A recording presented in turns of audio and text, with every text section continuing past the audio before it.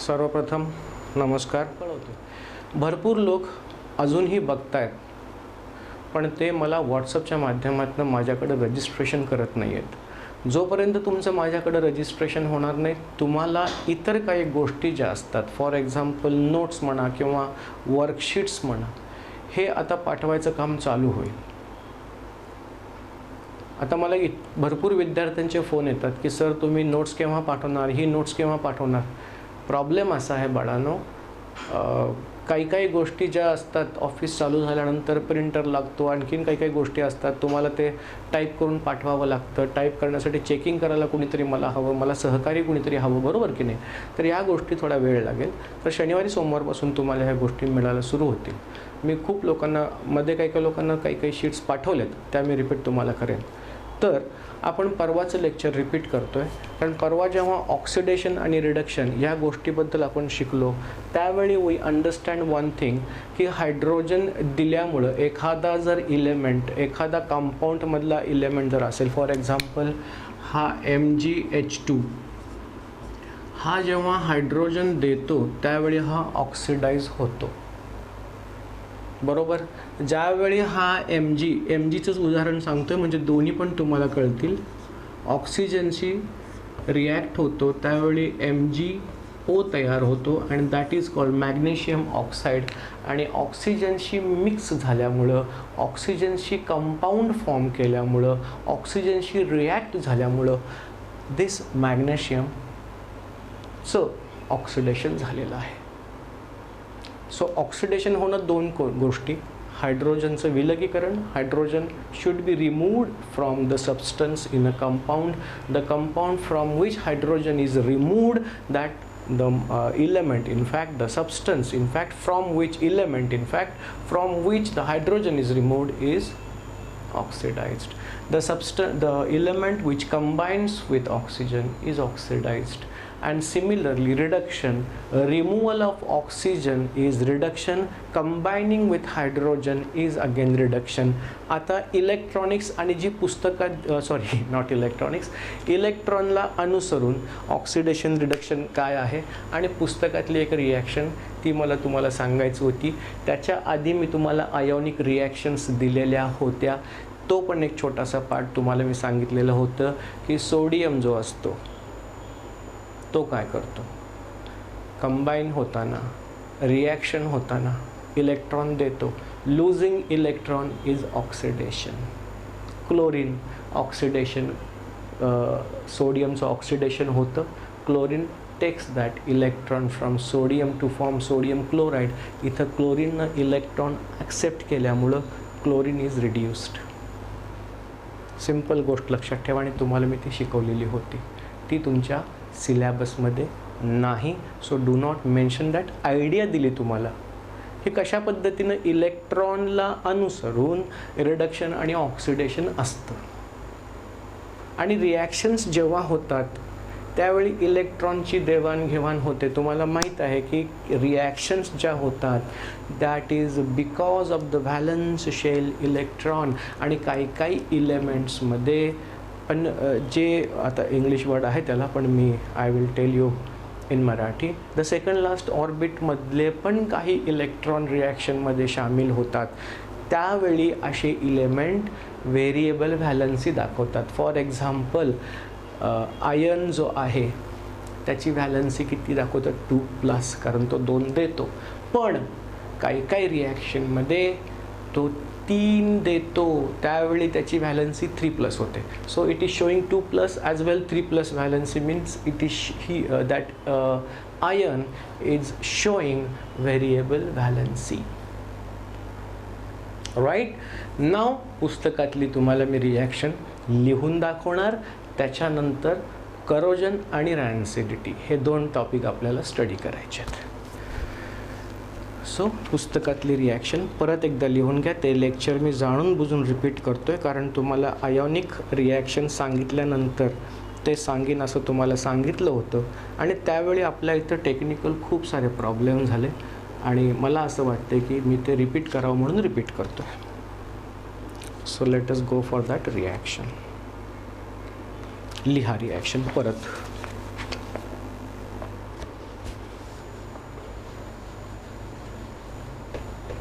ह्या करोनाच्या ह्याच्यामुळं खूप अडचणी झाल्या आणि त्यातनं पण खूप प्रयत्न करून तुमच्यापर्यंत शिक्षण पोहोचवायचं काम करतोय मी.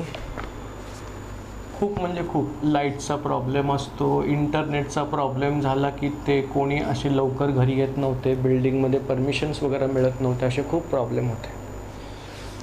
So 2KMnO4 that is potassium permanganate. त्या दिवशी नाव लिहा म्हणून सांगितलं होतं, नाव लिहा परत. त्याच्यानंतर 10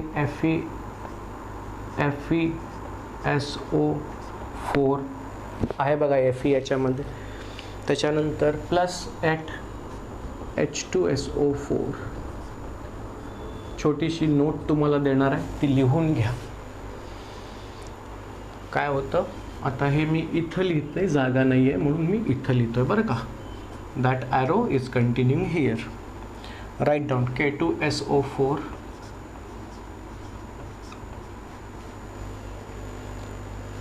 plus 2MnSO4 plus 5 Fe2SO4 thrice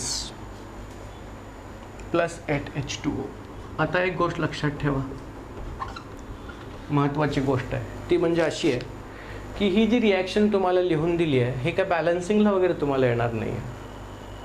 एक गोष्ट लक्षात ठेवा, या रिॲक्शनमधनं तुम्हाला ऑक्सिडेशन आणि रिडक्शन हा संदर्भ ठेवून ह्या रिॲक्शनला तुम्हाला शिकायचं आहे. आता या रिॲक्शनमध्ये होतं काय तुम्हाला सांगतो, तेवढंच लक्षात ठेवा. इथं potassium permanganate and 8 H2SO4 8 molecule आहेत म्हणून इथं 8 लिहिलेलं असतं. इथं 2 मॉलिक्यूल KMnO4चे आहेत, इथं 10 मॉलिक्यूल FeSO4चे आहेत. तर जेव्हा यांची रिॲक्शन होते 2, 10 आणि 8 हे त्यांचं प्रमाण आहे. म्हणजे समजा 2 किलो हे घेतलं तर 10 किलो हे घ्यावं लागेल, 8 किलो हे घ्यावे लागेल. त्या पद्धतीनं लक्षात ठेवा. लक्षात ठेवायसाठी सांगतोय, नाहीतर लिहाल तुम्ही तसं. 2 molecules of KMnO4, 10 molecules of FeSO4 आणि 8 molecules of H2SO4. याला फेरस सल्फेट म्हणतात, लिहून घ्या. If you are writing again please write, कारण त्या दिवशी मला वाटत नाही की फार टेक्निकल इश्यू झाले आणि तुमच्यापर्यंत पोचलं नसेल असं मला वाटतं, म्हणून मी हे परत सांगतो. FeSO4 याला म्हणतात फेरस सल्फेट, लिहून घ्या.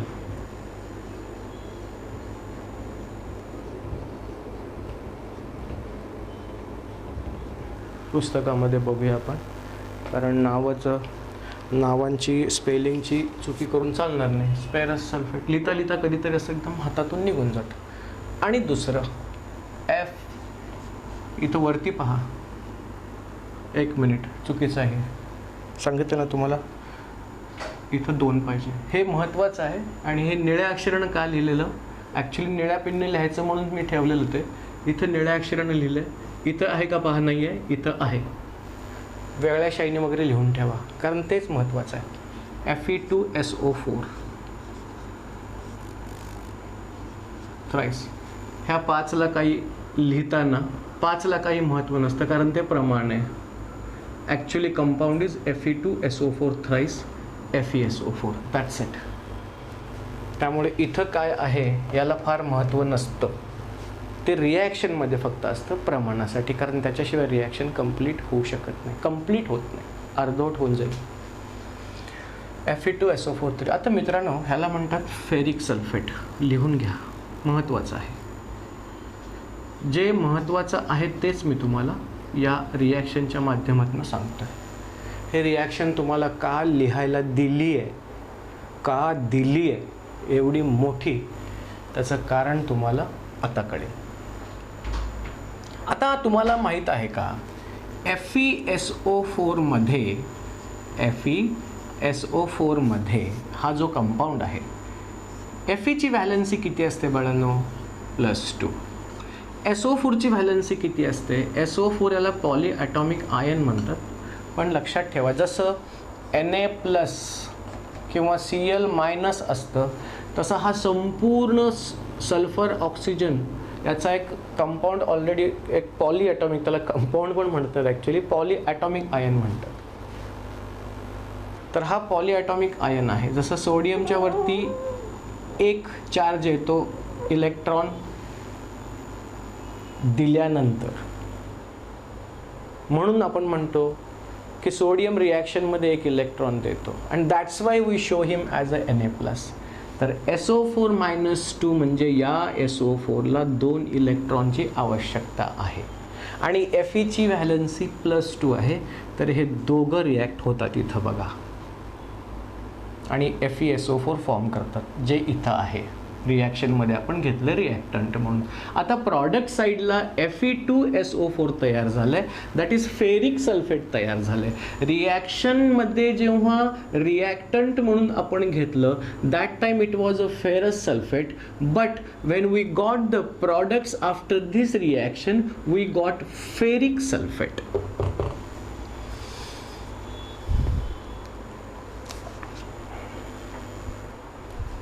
हेच तुम्हाला रिॲक्शनमधून पुस्तकाला सांगायचं आहे.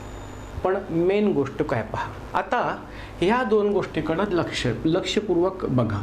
इथं मी तुम्हाला सांगितलं की फेरस सल्फेटमध्ये सल्फेट हा जो ह्याला सल्फेट म्हणतात SO4ला, हा जो सल्फेटचा आयन आहे याला 2 इलेक्ट्रॉन्स लागतात. आउटर मोस्ट त्या SO4चं कन्फिगरेशन प्रूफ, त्याला पॉलीॲटॉमिक आयन म्हणतात. It needs 2 electrons, whereas Fe gives 2 electrons. That's why they form this compound. आता हे पहा, I will just rub this reaction and write this here.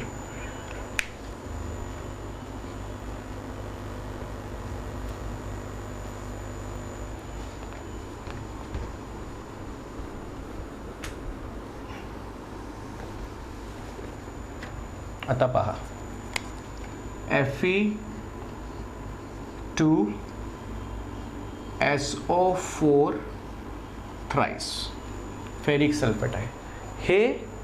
हे लक्षात ठेवा. आता ही रिॲक्शन पुसतो, कारण वरती मी इथं रिॲक्शन म्हणजे हा कंपाऊंड पुसतो, कारण मी इथं लिहिलेलं आहे फेरिक सल्फेट. आणि लक्षात ठेवा हे कसं फॉर्म होतं, कारण कंपाऊंड केव्हा फॉर्म होतात, इलेक्ट्रॉन दिल्या आणि घेतल्यामुळं आणि शेअर केल्यामुळं पण. आता ही रिॲक्शन इथं लिहिली आहे, ही रिॲक्शन जी पुसली ती इथं लिहिली आहे. रिॲक्शन नाही, कंपाऊंड. आणि हा कंपाऊंड पहा, त्याचं स्प्लिट मी तुम्हाला इथं दिलं आहे. दोघांचं स्प्लिट कसं फॉर्म करतात, जसं NaCl असतं ना, हाव इट फॉर्म्स Na+ आणि +Cl- हे 2 त्याच्यामध्ये प्लस लिहायची आवश्यकता नाही. You can write down like this only, माहितीसाठी आहे. Na+1 Cl-1 दोघं मिळून. तसंच हे FeSO4मध्ये Fe+2 SO4-2 and they form the compound like this because त्यांचे व्हॅलन्स जिथं पहा मॅच आहेत. आता हे पहा का 3-4 वेळा सांगतोय, आता तुमच्या लक्षात येईल. आता इथं पहा Feचे कंपाऊंड, हे कंपाऊंड लक्षात ठेवा. हे कंपाऊंड, ह्या कंपाऊंडमध्ये पहा एकच Fe आहे आणि एकच SO4 आहे, लक्षात ठेवा. And that is ferrous sulphate. इथं 2 Fe आहेत आणि 3 SO4 आहेत. इथं 1 Fe आहे आणि 1 SO4 आहे, लक्षात ठेवा. फेरस सल्फेट आणि हा फेरिक सल्फेट. 1 मिनिट, हां, त्यांनी तुम्हाला इथं नावं पण पुस्तकात सांगितलेली नाही आहेत, पण असू दे, मी सांगतो तेवढं लक्षात ठेवा. नाव हे मी नावं दिली आहेत तुम्हाला फक्त फेरिक आणि फेरस असं पुस्तकात. मी का पुस्तक बघतो मित्रांनो, तुम्हाला तेच सांगतो.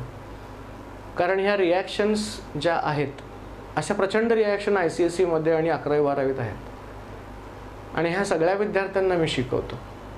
त्याच्यामुळं काही थोडं जास्त माझ्याकडनं लिहिलं जाऊ नये म्हणून मी पुस्तकाचं रेफरन्स घेतो. जसं तुम्हाला काल मी ह्याच्या आधीच्या लेक्चरमध्ये सोडियम आणि क्लोरीनमधनं आयोनिक फॉर्मेशन जे होतं ते तुम्हाला एक सेपरेट असं एक स्टडी सांगितला तो मुद्दाम मी. त्याचं कारणच ते आहे. आता करोजन मध्ये पण तुम्हाला एक छोटासा पॉईंट सांगणार आहे मी ॲडिशनल. तर लक्षात ठेवा, हे फेरस सल्फेट किंवा फेरिक सल्फेट याच्याशी तुमचा सल्फेट यावरची सध्या काही संबंध त्या रिॲक्शनच्या माध्यमात नाही आहे, तुम्हाला तुमच्या पुस्तकानं दिलेलं नाही आहे. आता इथं पहा, हा याच्यामध्ये 1Fe 1SO4, ह्याच्यामध्ये 2Fe आणि 3 SO4 आहेत. आता तुम्हाला माहीत आहे SO4 एक SO4 वरती -2 म्हणजे एका SO4च्या पॉलीॲटॉमिक आयनला 2 इलेक्ट्रॉन लागतात आणि इथं तर SO4 3 आहे, म्हणजे 2 × 3 बरोबर 6 इलेक्ट्रॉन याला लागतात. एका SO4 ला 2 लागतात आणि हे 2 हा फेरस देतो. फेरस आयन म्हणतात याला, फेरस, आणि याला फेरिक म्हणतात. आता फेरिक कशाला म्हणतात ते सांगतो, थांबा, घाई करू नका. याला फेरस म्हणतात, फेरस आयन.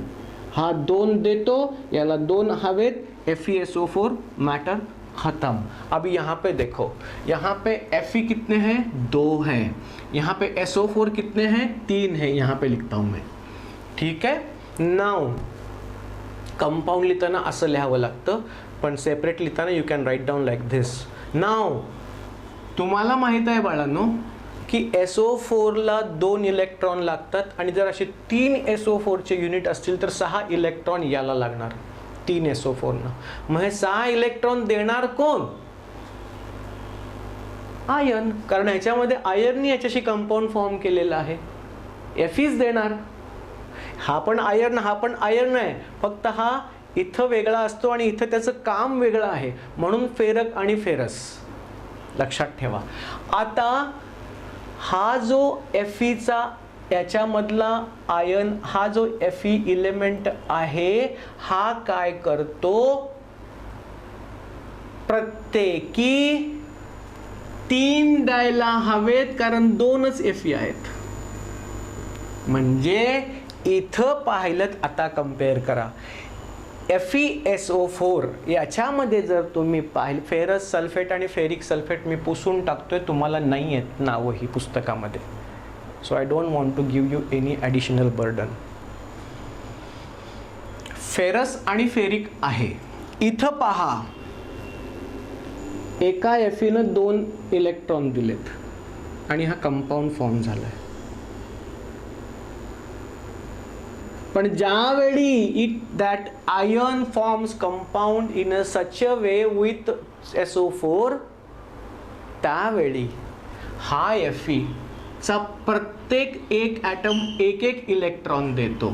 म्हणून इथं ह्यांनी 2 दिलेत आणि इथं 2, एकानं 2 द्यायला पाहिजेत, आणि याप्रमाणे जर गेलं तर 2 Feनी 2 मिळून 4 द्यायला पाहिजेत. पण इथं याला 6 लागतायत, याला 6 लागतायत, म्हणून 2 ॲटम्स जे आयनचे आहेत ते एकंदरीत 6 इलेक्ट्रॉन देतात. म्हणजेच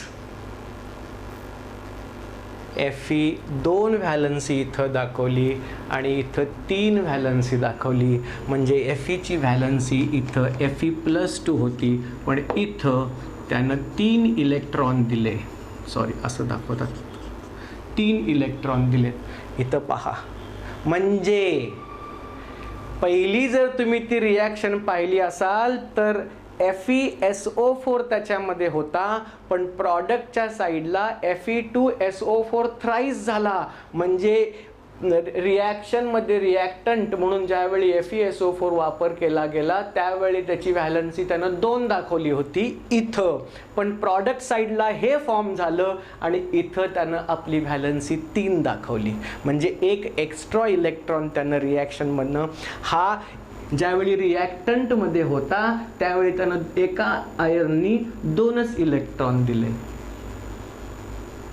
इथं एका आयर्न ॲटमनी 3 इलेक्ट्रॉन दिले, प्रत्येकी 3 दिले. इथं पहा, म्हणजे इलेक्ट्रॉन प्रॉडक्ट्स तयार होताना आणखीन एक इलेक्ट्रॉन त्यानं आपल्याकडनं दिला. म्हणजे बाळांनो, फेरिक आयन फॉर्म झाला, रिॲक्टंटमध्ये फेरस होता, रिॲक्टंटमध्ये असताना तो फेरस होता, आणि प्रॉडक्टमध्ये फेरिक झाला, फेरिक आयन फॉर्म झाला तिकडे रिॲक्टंटमध्ये फेरसपासून. म्हणजे काय झालं? ऑक्सिडेशन. कारण ज्यावेळी तो रिॲक्टंटच्या साईडला FeSO4 म्हणून होता त्यावेळी त्याची व्हॅलन्स त्यांनी 2च इलेक्ट्रॉन दिले होते SO4ला. पण ज्यावेळी प्रॉडक्ट साईडला तुम्ही आलात त्यावेळी Fe2SO4 थ्राईस झालं, त्यावेळी आयननं प्रत्येकी 3 इलेक्ट्रॉन दिलं त्यांनी एका आयनच्या ॲटमने त्या कंपाऊंडमध्ये Fe2SO4 थ्राईसमध्ये. याचा अर्थ आणखीन एक इलेक्ट्रॉन त्यांना एक्स्ट्रा दिला आणि फेरसपासून फेरिक आयनच्या स्वरूपात तो तिकडं त्यांनी प्रॉडक्ट फॉर्म केला, SO4 बरोबर कंपाऊंड फॉर्म केला प्रॉडक्ट साईडला. कळलं? And that is what the Fe2 plus converts into Fe3 plus at product side. आणि ज्यावेळी असं होतं, losing electron is called as oxidation, gaining electron reduction. एवढंच तुम्हाला यातून सांगायचं आहे. 2 ओळी छान पद्धतीनं लिहून घ्या याच रिॲक्शनमध्ये. I think I am able to explain you. यूट्यूबवरती तुम्हाला पाठवून देईन, परत पहा. मी साधारणतः 2-3 वेळा रिपीट केलं जेणेकरून तुमच्या डोक्यात आत्ता शिकवताना बसावं. कारण विद्यार्थी सगळे आत्ता समोर माझ्या बसलेले आहेत आणि तुम्हाला माहीत आहे आपण एक क्लासरूम टाईप क्रिएट केलेलं आहे. हे काय, it is not like recording वगैरे करून. मी नेहमीच तुम्हाला सांगतो अगदी शांतपणे आपण अभ्यास करतोय. मी रिपीट तुम्हाला 2-4 वेळा कारण करतो डोक्यात बसावं म्हणून. सिम्पल आहे, लिहा. आता इथं राईट डाऊन ती मोठी रिॲक्शन तुम्ही जेव्हा लिहिणार त्याच्या खाली लिहा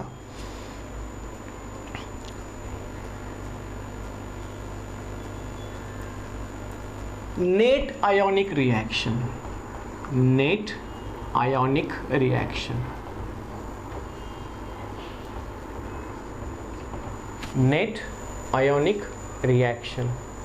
What is net ionic reaction? Fe plus 2 किंवा Fe2 plus converts to Fe3 plus. Here it is ferrous, here it is ferric. हे तुम्हाला विचारतील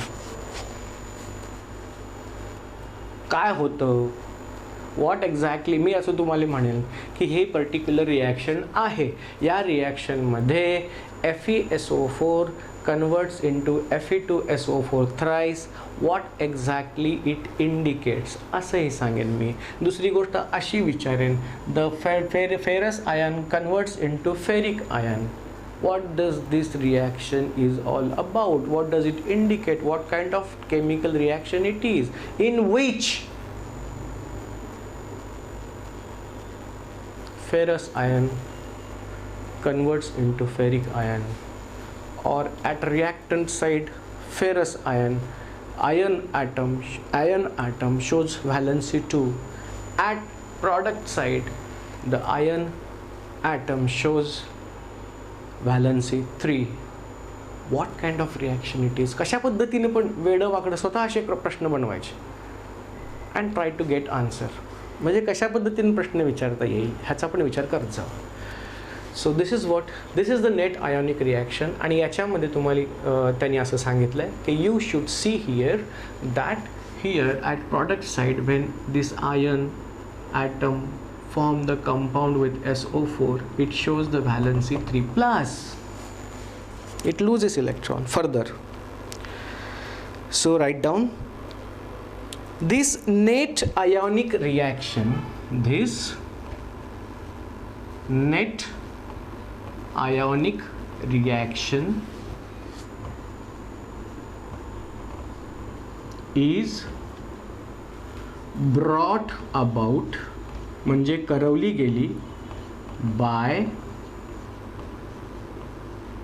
केव्हा लिहिणार तुम्ही असं? हे वरती जी मोठी रिॲक्शन दिली त्यानंतर 10 वेळा लिहा आणि पाठ करा रिॲक्शन ती. Brought about by KMnO4 potassium permanganate. Oxidant आहे तो, याचा अर्थ. बघा आता हे झालं. पुस्तकात बघून जेवढं पाहिजे तेवढंच मी तुम्हाला देतोय. सांगता भरपूर येईल, लिहिता भरपूर येईल, पण काय पुस्तक आपल्याला आणि सिलेबस आपल्याला काय विचारतं तेवढंच फक्त लिहायचं. This net ionic reaction brought about by KMnO4. त्या रिॲक्शनमध्ये तुम्ही पाहिलं असेल KMnO4, FeSO4 आणि H2SO4 आहे. ब्रॉट अबाउट, तर ती जी ही नेट रिॲक्शन प्रॉडक्ट साईडला होते, Fe2+चा फेरस म्हणून जो आहे तो फेरिकमध्ये कन्वर्ट होतो. Who does that? This gentleman, KMnO4. When ferric ion, second point, when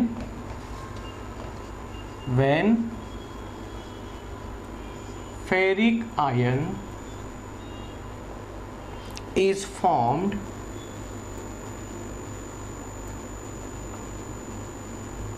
from when ferric ion is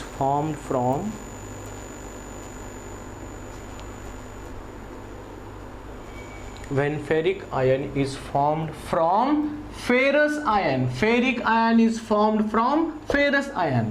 Ferrous ion, कारण आयोनिक कंपाऊंड आहेत ना ते.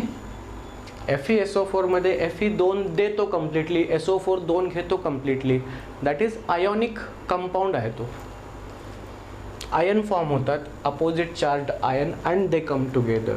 कारण Fe-नं 2 दिल्यामुळं SO4 becomes 2-, Fe becomes 2+, 2+, 2-. They two both come together and form a compound FeSO4.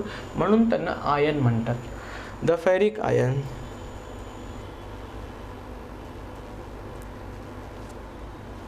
when ferric ion is formed from ferrous ion, the positive charge is increased by 1 unit. बघा इथे लिहिले मी. The positive charge increase by 1 unit.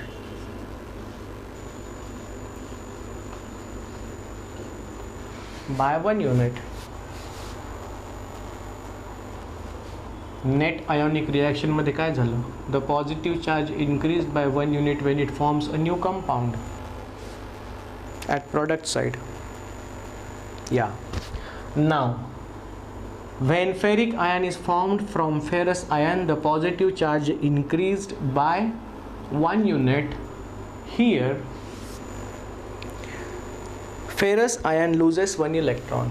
This ferrous ion loses 1 electron, म्हणून तर तो 3+ झाला. Right down, इथं लिहितो वर मी.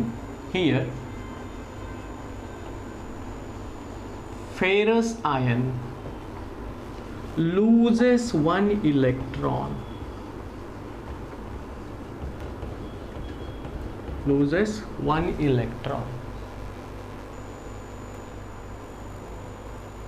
बस एवढंच रिॲक्शन मधनं तुम्हाला त्यांना सांगायचं आहे की जेव्हा तुम्ही ही रिॲक्शन मोठी लिहा त्यावेळी त्याची नेट आयोनिक रिॲक्शन ही आहे. This net ionic reaction is brought about by KMnO4. त्याच्यामध्ये when ferric ion is formed by ferrous ion, the positive charge increased by 1.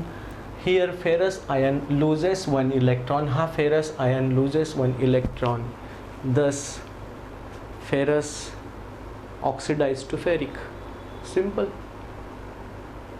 And when in a reaction an electron is lost by someone, here iron is losing electron, so iron got oxidized to what? Ferrous iron got oxidized to ferric iron. Simple. Very simple. I think you understood this. Okay, so we finished about this understanding, and this reaction was very important. आणि त्याला ionic reaction कशाला म्हणतात, ion formation कशाला म्हणतात हे पण तुम्हाला मी सांगितलेलं आहे. पुस्तकासाठी परीक्षेच्या दृष्टिकोनातून दिस इज व्हेरी इम्पॉर्टंट, म्हणून तुम्हाला मी हे सेपरेट आणि एकदा शिकवलं, त्यावेळी जरा टेक्निकल प्रॉब्लेम झाले असल्यामुळं. आता आपण पुढचे 2 पॉईंट करायचे आहेत, chapter finish. Okay, so write down corrosion. Corrosion म्हणजे काय आणि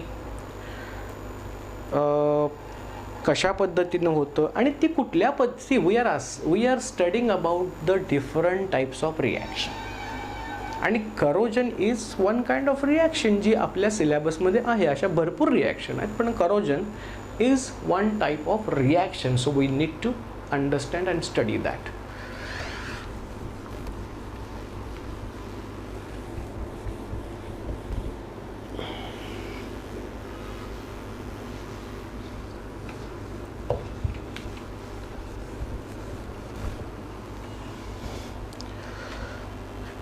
आणि एक साधारण बोलताना वगैरे मध्ये I have to stop and speak. Marathi असं फ्लुएंटली येत नाही, ठीक आहे. So I try my level best while talking, while giving lecture, think and speak, जेणेकरून मराठीत परफेक्टली तुम्हाला डिलिव्हर व्हावं. असं नाही की तुम्हाला कोणाला इंग्लिश येत नाही वगैरे, पण आपल्या भाषेत चांगलं समजतं. आणि English as it is, I am talking in English also, so you can very well convert whenever you want to your English language. Understanding लिहिताना फार सोपं पडतं. मग त्यासाठी सगळ्यात महत्त्वाची गोष्ट म्हणजे इंग्लिश छान करा. इंग्लिश न्यूज वाचायला सुरू करा, पेपर वाचायला सुरू करा, नवीन नवीन शब्द शिकत जा, राईट. त्याच्यामुळे तुमचं इंग्लिश छान होऊन जाईल. छान. पुढे करोजन. आता एक त्यांनी रिॲक्शन दिली आहे, ॲक्टिव्हिटी दिली आहे, आणि त्याच्यामध्ये ओके नेट आयोनिक रिॲक्शनच आहे, त्यामुळे काय अशी फार मोठी रिॲक्शन नाही आहे. तर याच्यामध्ये सगळ्यात महत्त्वाची गोष्ट आहे, पहिल्या टॉपिकचं नाव लिहा करोजन. मी तुम्हाला सांगतो हे आहे काय ॲक्च्युली, तुम्हाला सगळ्यांना माहीत असेल. ज्यांना माहीत नसेल त्यांनी हे लिहून घ्या. 1 मिनिट.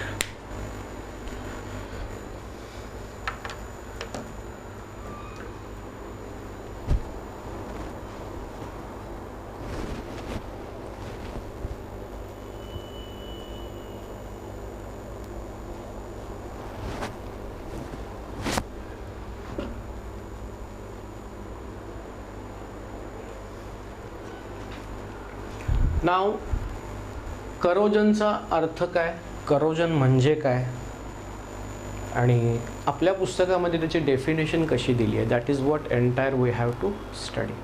काय काय विचारलं जाईल, व्हॉट इज करोजन, एक्झाम्पल एखादं विचारलं जाईल, आणि तुम्हाला ही जी ॲक्टिव्हिटी त्यांनी पुस्तकामध्ये दिली आहे ती ॲक्टिव्हिटी कदाचित तुम्हाला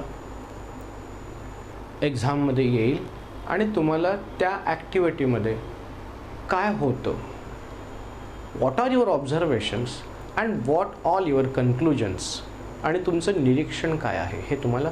निरीक्षण आणि त्याला काय म्हणतात, निरीक्षण म्हणजे ऑब्झर्वेशन, कन्क्लुजन म्हणजे निष्कर्ष. त्याचा निष्कर्ष काय. आता त्यांनी सांगितलं आहे एक ॲक्टिव्हिटी करा, पहिल्यांदा पहिला ॲक्टिव्हिटी करा, मग तुम्हाला मी करोजन काय ते सांगतो. असं काय फार मोठं हे नाही आहे, पण अशा एक 4 टेस्ट ट्यूब घ्या. You can draw in your book, draw 4 test tubes.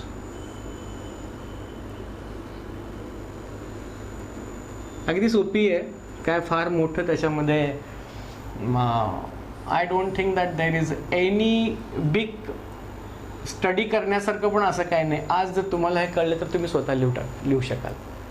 If you listen to it carefully you can write on your own notes. याच्यावरती तुम्ही स्वतः बनवू शकता. नाव take 4 empty test tubes first. Now first test tube, add water. लिहा add water. मी pen बदलतो. हा, add water and you can नाही add oil above it. Add oil above. अबाउच म्हटलं पाहिजे, कारण पहिल्यांदा तुम्ही जेव्हा पाणी याच्यामध्ये घालता त्याच्यानंतर वर्ण तुम्ही त्याच्यामध्ये ऑइल टाका. Oil will float above water. का? That we will study later, if at all it is there in your syllabus. After that, you took here one test tube again. In that test tube, do not put anything. That is what they are telling.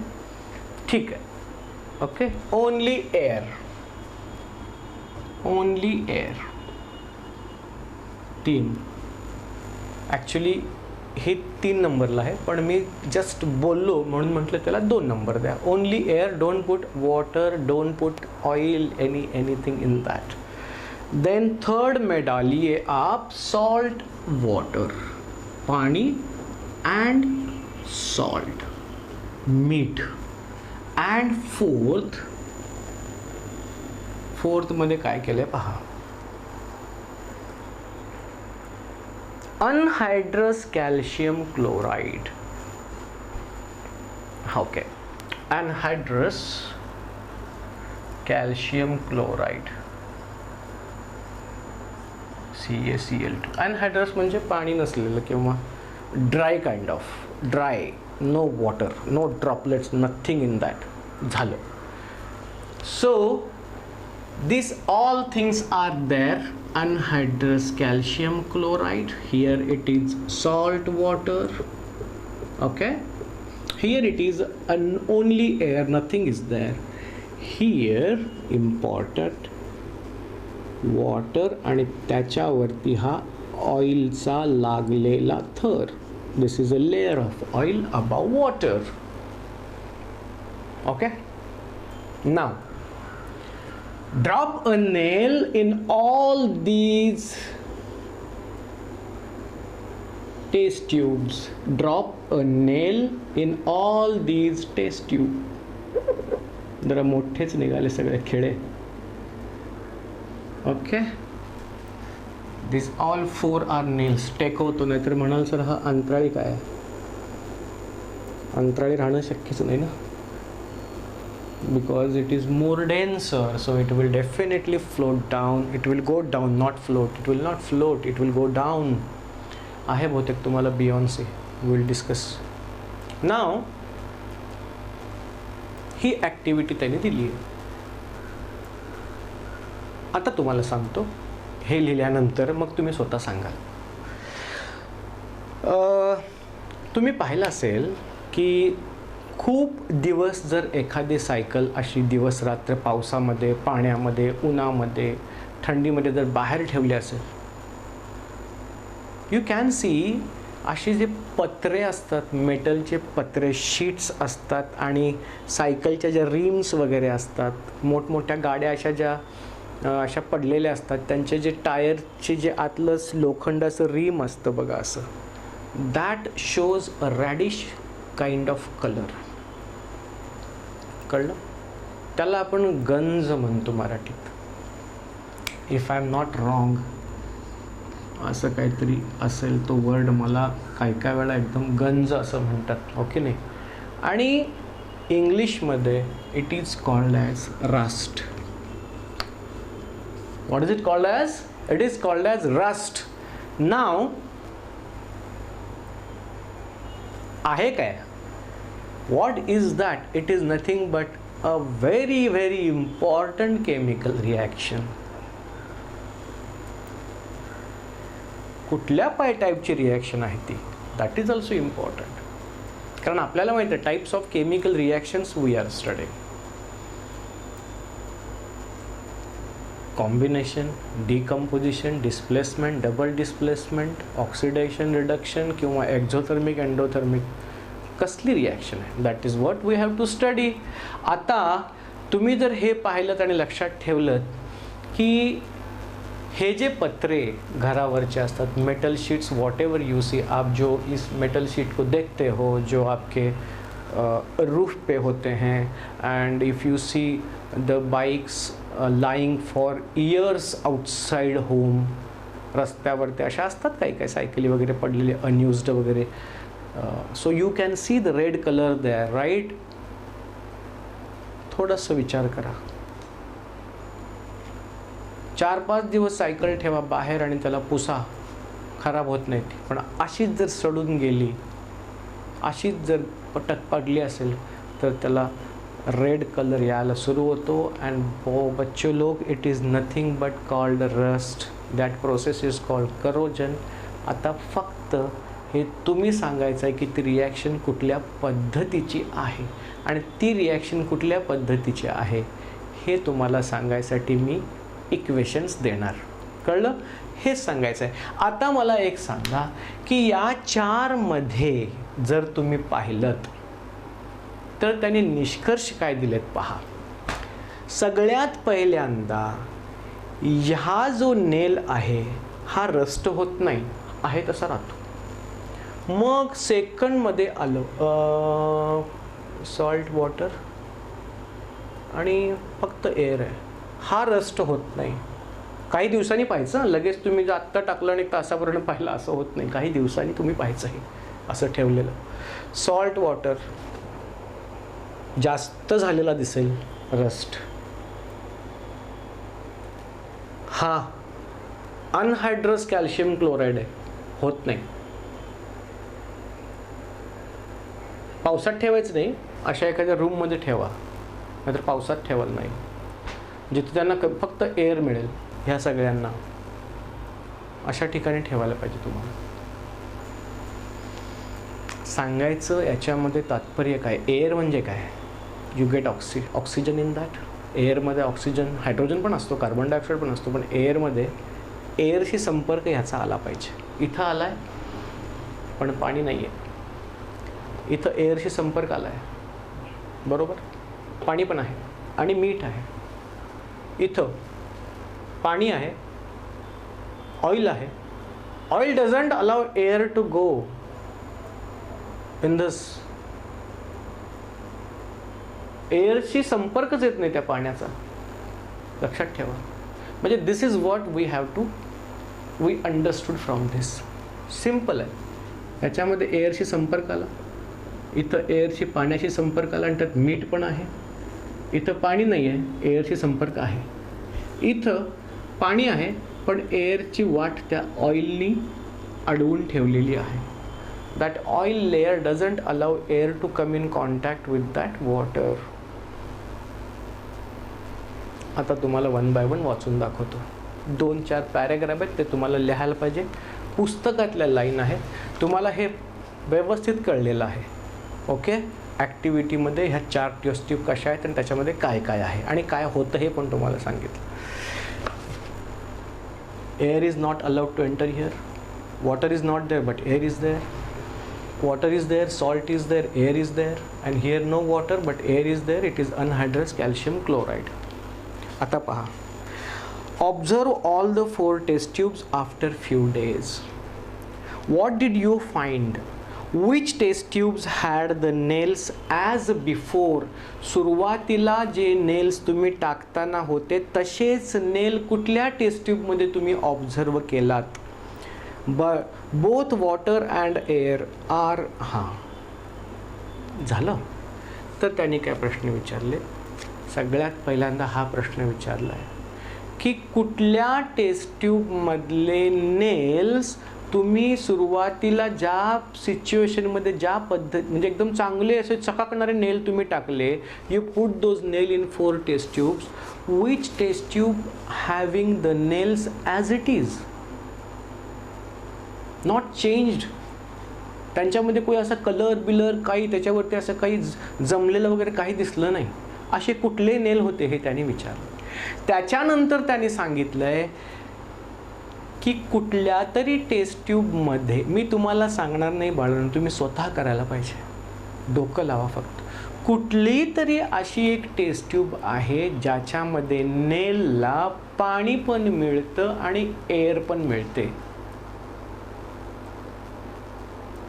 अशी कुठली तरी एक taste tube आहे, त्याच्यामधल्या नेलला, the nail inside that test tubes gets have water as well as air with it, त्याच्या संपर्कात आहेत पाणी आणि एअर. अशी कुठला टेस्ट ट्यूबमधला नेल आहे त्या नेलचा कलर चेंज होतो. तुम्हाला रॅडिश कलर त्याच्यावरती दिसेल आणि बाळांनो त्यालाच म्हणतात रस्ट. म्हणून तुमच्या पुस्तकात सांगितलंय की both water and air are necessary for rusting. मग ती टेस्ट ट्यूब कुठली आहे तुम्ही स्वतः फाइंड करा. मी तुम्हाला फोडून सगळं सांगितलंय. परत एकदा सांगतो. If you see here, nail is in water. Oil टाकलेलं आहे वरती, त्याच्यामुळं एअरचा संपर्क पाण्याशी तुटलेला आहे. नंबर 1. नंबर 2, नेल आहे, टेस्ट ट्यूबमध्ये एअर आहे. काही नाही म्हटलं तरी एअर असते, but there is no water. इथं सॉल्ट वॉटर आहे, एअरशी संपर्क आहे आणि नेल आहे. इथं नेल आहे, एअरशी संपर्क आहे, पण अनहायड्रस कॅल्शियम क्लोराईड, म्हणजे तिथं कॅल्शियम क्लोराईड ठेवला आहे जो त्याच्यामध्ये पाणी नाही, ड्राय आहे. तो पाणी पटकन खेचून घेतो. याचा अर्थ काय? एखादं जर पाणी तिथं जर तुम्हाला त्याला नेलला चुकून जर काही मिळालं केलं तर तो कॅल्शियम क्लोराईड पटकन पाण्याला ओढून घेतो. थोडक्यात आणखीन एक हिंट तुम्हाला दिली, पुस्तकात ते सांगितलेलं नाही आहे. विचार करायला पाहिजे फक्त, बाकी काय नाही. आता पहा, in presence the rusting process takes place rapidly in presence of a salt. Rusting process takes place rapidly in presence of salt. लक्षात ठेवा, fill in the blanks or reason. याच्यामध्ये सॉल्ट कशासाठी घालतात, सॉल्टचा सिग्निफिकन्स काय आहे, सॉल्टचं महत्त्व करोजनमध्ये काय आहे, किंवा सॉल्टचं महत्त्व या ॲक्टिव्हिटीमध्ये काय आहे, असा प्रश्न विचारला जाऊ शकेल. It's salt speeds up the procession of rusting, speeds up the process of corrosion. लक्षात ठेवा, पाणी आणि एअर करोजनसाठी सफिशियंट आहे. घरावरचे पत्रे जे लाल लाल होतात त्याच्यावरती काय तुम्ही मीठ टाकत बसत नाही. लक्षात ठेवा, ते असेच सडतात. त्याला सडणे म्हणतो आपण, गंज लागणे म्हणतो. हिंदीमध्ये त्याला जंग म्हणतात, जंग लगा म्हणतात. आणि rusting, what we call it in English, and this process is called corrosion. पण आता याला केमिस्ट्रीमध्ये काय महत्त्व आहे ते पाहूया. भरपूर प्रश्न मी तुम्हाला सांगतोय आणि भरपूर पद्धतीनं सांगतो, जेणेकरून तुमची विचार करण्याची प्रवृत्ती पण स्टार्ट होईल, त्याला काहीतरी चालना मिळेल आणि विविध प्रश्न कशा पद्धतीने विचारले जातील आणि काय काय तुम्ही उत्तरं द्यायची. याच्यामध्ये त्यांनी सांगितलं आहे salt water speeds up the process of the presence of salt speeds up the process of corrosion. लक्षात ठेवा, म्हणजे स्पीड्स अप म्हणजे करोजन व्हायला सॉल्ट आणि air is enough. Have you seen the effect of redox reaction in everyday life. Redox reaction तुमच्या दैनंदिन जीवनामध्ये तुम्ही पाहिलं आहे का? असं रेडॉक्स रिॲक्शन एकत्र होऊन असं काहीतरी तुम्हाला इफेक्ट कुठंतरी तुम्हाला जाणवला आहे का, असं त्यांनी विचारलं आहे. The new vehicles look shiny. नवीन व्हेकल्स तुम्हाला शायनी दिसतात. On the contrary old vehicles look dull. Shine निघून जातो पहा. What is that exactly? A certain type of reddish colored solid layer collects on their metallic surface. व्हेकलच्या ज्या metallic surface असतात त्याच्यावरती तुम्हाला असा एक सॉलिड कलर दिसतो. कुठल्या कलरचा? रॅडिश कलरचा. दिस लेअर इज कॉल्ड रस्ट. जे तुम्हाला पहिलाच सांगितलं मी, त्या सायकली अशा पडलेल्या असतात, लाल कलर तुम्हाला दिसतो, त्याला रस्ट म्हणतात. पुस्तकातलं वाचून प्रत्येक गोष्ट दाखवतोय. थेरॉटिकल ज्याच्यावेळी असतं त्यावेळी कुठलीही छोटी मोठी गोष्ट मिस नाही झाली पाहिजे. कुठनंही कसलाही प्रश्न येऊ शकतो. ऑब्जेक्टिव्ह असतात ना 10 मार्काचे, त्याच्यामध्ये येऊ शकतो. Write down chemical formula of rust. जे रस्ट होतं ना त्याचा केमिकल फॉर्म्युला. आता हे मी पुसून टाकतो बाळांनो, हे तुम्ही लिहिलं असेल सगळं. चारीच्या चारींची खाली डिस्क्रिप्शन लिहा. कुठला नेल रस्ट होतो पहा. मी तुम्हाला 2 गोष्टी सांगितल्या. एअर आणि वॉटर दोघांची रिक्वायरमेंट आहे रस्टिंगसाठी. आणि जर सॉल्टचं प्रेझेन्स वॉटरमध्ये असेल तर करोजनची रिॲक्शन स्पीडअप होते. मी आणखीन एक बाटली काढतो, टेस्ट ट्यूब काढतो. जास्तच मराठी व्हायला लागले. ओके, इथं मी एक नेल काढला. पुस्तकात नाही, फक्त वॉटर. लावा डोकं. Only water. हा,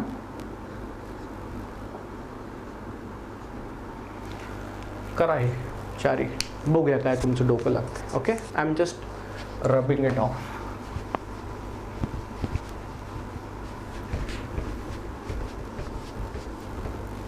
विचार थोडासा आउट ऑफ द बॉक्स विचार करत जा.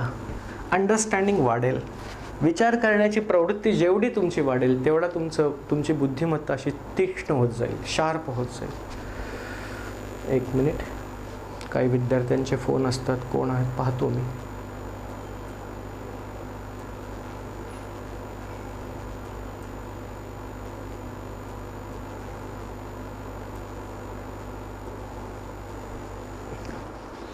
अच्छा, त्याच्यामध्ये 4 टेस्ट ट्यूब मी तुम्हाला 5 दिलेल्या होत्या, बरोबर. हे मी तुम्हाला सांगितलेलं आहे, राईट. त्याच्यामध्ये जी 4th टेस्ट ट्यूब आहे ती क्लोज पाहिजे, ज्याच्यामध्ये अनहायड्रस होतं ना. 1 minute. Not required but still it is told in the book. You write down ॲक्टिव्हिटीसाठी.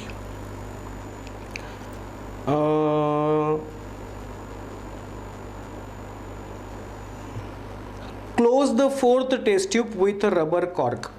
तुम्ही जर ती एअर आणि अनहायड्रस कॅल्शियम क्लोराईड म्हणून जी टेस्ट ट्यूब काढली होती त्याच्यावरती त्यांनी झाकण लावलं, जेणेकरून एअर आत जायला नाही पाहिजे. त्याच्यामध्ये एअरचा संपर्क आला नाही पाहिजे. 4th टेस्ट ट्यूब होती पहा. पण तुम्हाला रस्टिंग ती ॲक्टिव्हिटी दिली आहे म्हणून, पण ती जर ॲक्टिव्हिटी म्हणून दिली नसती तरी जे मी तुम्हाला आय टोल्ड यू दॅट की त्याच्यामध्ये मी कॉर्क वरती त्याला झाकण लावा असं मी तुम्हाला सांगितलेलं नव्हतं, पण पुस्तकात सांगितलं आहे लावा झाकण. कॅल्शियम क्लोराईड आहे आणि त्याच्यामध्ये असं नेल आहे आणि याला वरती कॉर्क लावलेला आहे. It is closed.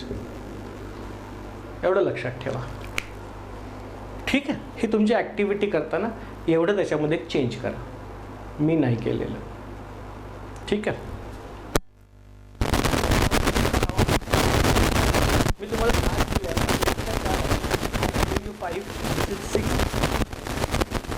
काय होतं आणि लिहा. त्यांनी तुम्हाला सगळं असं काही सगळ्या टेस्ट ट्यूबमध्ये काय काय होतं असं तुम्हाला सांगितलेलं ॲक्टिव्हिटीमध्ये नाहीच आहे. आणि जेवढं फक्त अभ्यासासाठी महत्त्वाचं आहे तेवढंच त्यांनी सांगितलं. हां, लिहा.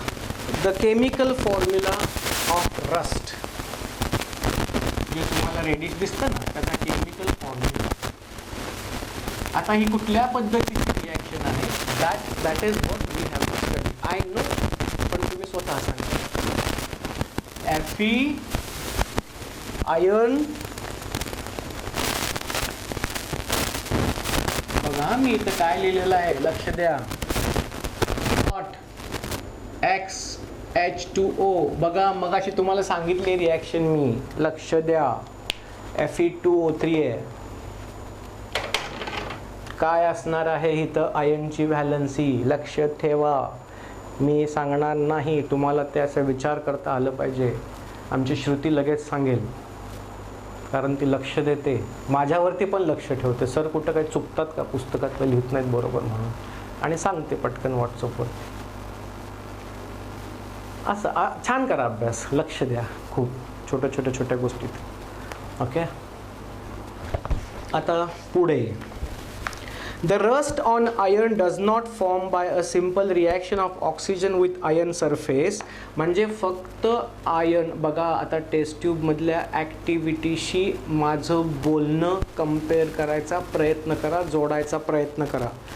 The rust on iron does not form by a simple reaction of oxygen with iron surface. आयनचा जो सरफेस असतो, जो काही असेल असा संपूर्ण पत्रा वगैरे असेल, फक्त आणि फक्त ऑक्सिजनच्या संपर्कात आला म्हणून तर रस्ट बनत नाही. याचा अर्थ 5-6 टेस्ट ट्यूब्स तुम्हाला मी जे काढून दिले, तिथं एक नेल ठेवला होता आणि एअरला आत जायला जागा दिली होती, रस्टिंग होणार नाही. त्याचं हे उत्तर आहे.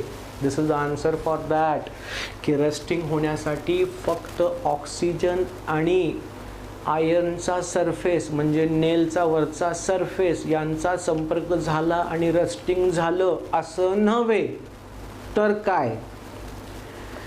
The rust is formed bye electrochemical reaction. आता हाच पॉईंट आहे. तुम्हाला मगाशी सांगितलं होतं मी की तुम्हाला आणखीन एक मला बेसिक सांगावं लागणार.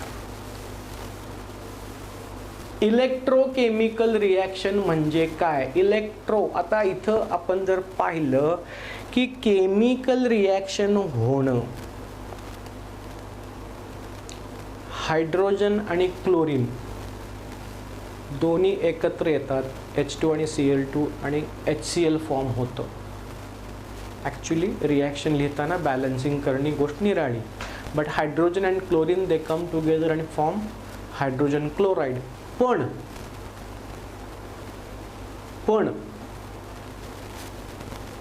इथं काय होतं, शेअरिंग ऑफ इलेक्ट्रॉन होतं. तिथं आयोनिक फॉर्मेशन होत नाही, आयन फॉर्मेशन वगैरे होत नाही, बरोबर ना. सिंपल शेअरिंग झालं, हायड्रोजन क्लोराईड गॅस तयार झाला. पण इथं पहा काय आहे, इलेक्ट्रोकेमिकल रिॲक्शन घडली जाते कुठे, त्या आयनच्या सरफेसवरती.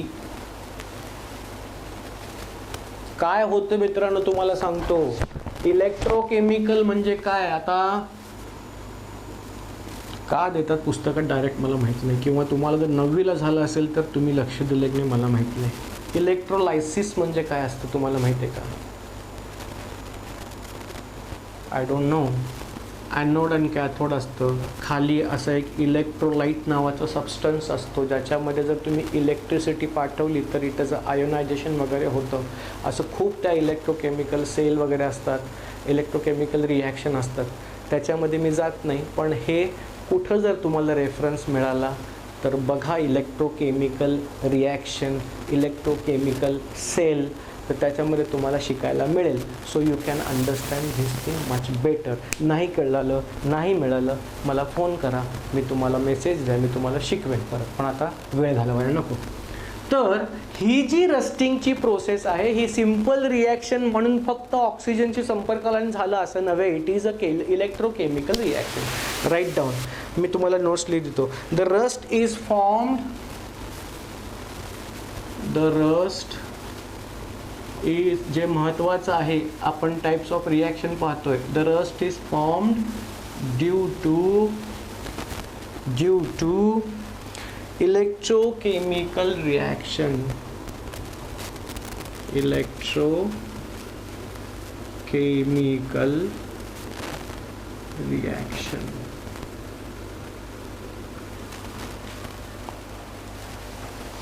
एखादा टॉपिक शिकवताना असं पुस्तक हातातच पाहिजे असं नाही आहे. कारण आम्ही तुम्हाला बार सांगतो की SSC, ICSE, CBSE फार फरक आहेत, कंटेंटचे फरक आहेत. कंटेंटचे रिॲक्शन त्याच आहेत, असा काय फार मोठा नाही. पण तुम्हाला कमी प्रमाणात, CBSEला एक मध्यम प्रमाणात, ICSEला आणखीन डिटेलमध्ये, IBमध्ये पण असं, IBचे पण विद्यार्थी असतात. तर अशी भरपूर त्याच्यामध्ये असं बेसिक्समध्ये ते गेलेले आहेत. सुपरफिशियल वरच्यावर सांगतात, असं लेवल्स त्याच्या वाढतात.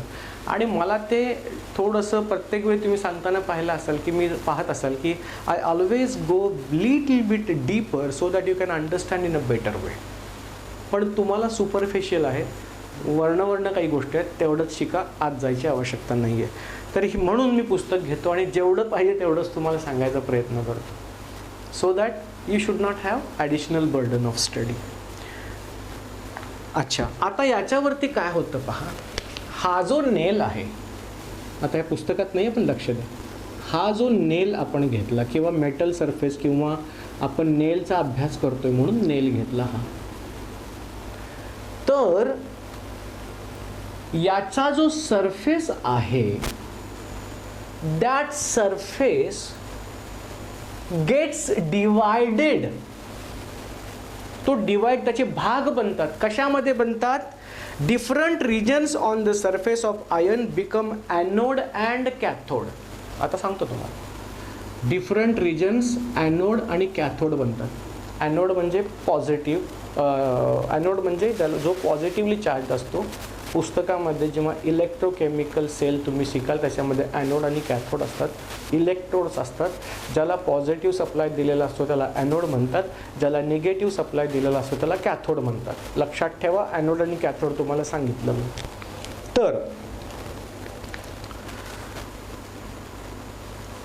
तर हे दोन ह्या नेलच्या सरफेसवरती वेगवेगळे रिजन तयार होतात. राईट डाऊन, नोट म्हणून लिहा. Different regions on the surface of iron become anode and cathode. लिहा, डिफरंट रिजन्स, वेगवेगळे रिजन्स नेलच्या सरफेसवरती ॲनोड आणि कॅथोडमध्ये रूपांतर त्याचं होतं. डिफरंट रिजन्स, एक मिनिट मी पेन बदलतो.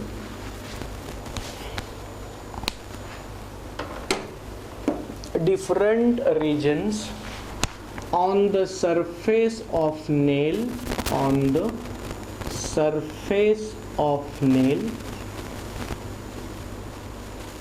ॲक्टिव्हिटी सगळी तुम्ही लिहायची. त्याच्यानंतर त्यामध्ये सांगायचं की नेल एक कुठल्या टेस्ट ट्यूबमधला नेलवरती रॅडिश कलरचा डिपॉझिट तयार होतो ते सांगायचं आहे. त्याच्यानंतर या प्रोसेसला रस्ट म्हणतात, RUST, rust.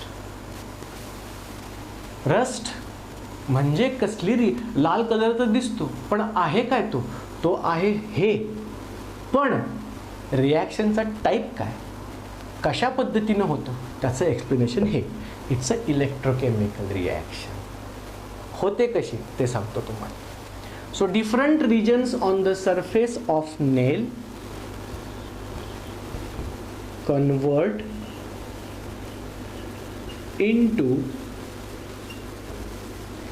anode and cathode.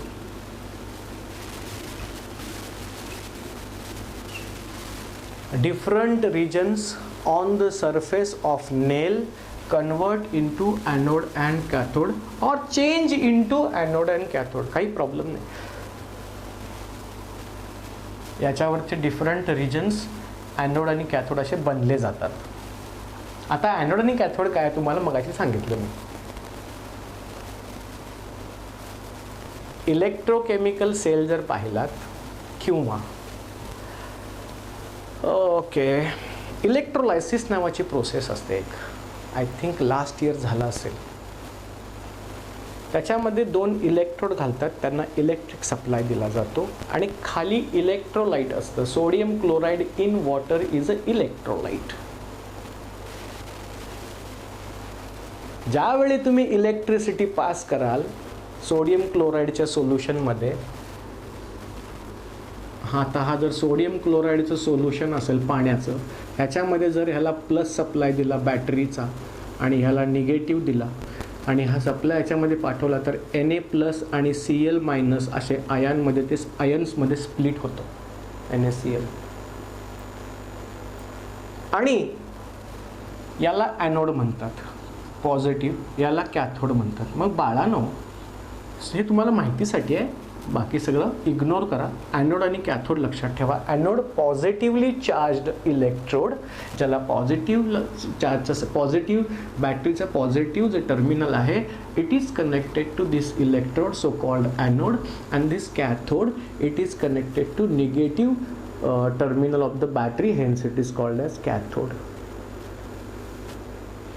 मग आता तुम्हाला काय सांगितलं इथे, different regions on the surface of nail convert into anode and cathode. Anode काय म्हणतात, कशाला म्हणतात, positively electrode which is connected to positive terminal of the battery is called as anode, and cathode is the electrode which is connected to negative terminal of battery. Now या नेल वरचे surface convert into anode and cathode. बघा आता एनोडचा जो region असतो, ॲनोडचा जो region असतो, तुम्हाला सांगितलं ॲनोड, आता हा समजा इथं ॲनोड आहे, हे तुमच्या माहितीसाठी ॲनोड आणि कॅथोड काय ते तुम्हाला सांगितलं आहे मी. ह्याचा आणि ह्याचा काही एकदमचा डायरेक्ट संबंध लावू नका, इथं कुठेही इलेक्ट्रिक सप्लाय नाही आहे. हां, नाहीतर म्हणाल सरांनी हे सांगितलं.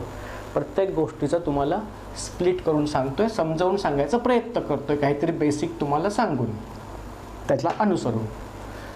तर आता हा ॲनोड आहे सपोज, आणि हा कॅथोड आहे असं धरून चला, आणि हा ॲनोड आहे.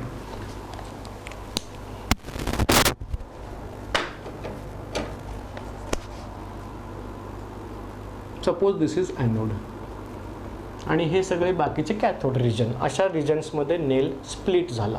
आता रिॲक्शन ह्या ॲनोडच्या ठिकाणी काय होते आणि कॅथोडच्या ठिकाणी काय होते हे तुम्हाला सांगतो.